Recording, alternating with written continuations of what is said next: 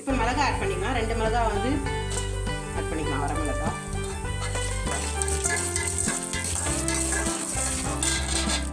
Next சின்ன வெங்காயம் add பண்ணிக்கலாம். இப்போ கொத்தமல்லி, புதினா, கருவேப்பிலை இது மூணுத்தையும் கழுவி சேர்த்துக்கலாம். வெங்காயம் நல்லா வதங்கிட்டோம். புளி கொஞ்சம் ஆட் பண்ணிக்கலாம்.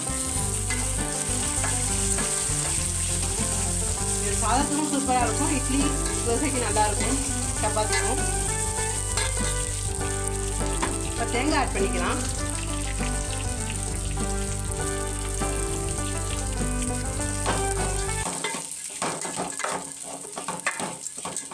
கொஞ்சம் பொன்னிறமாக வதங்கட்டும்.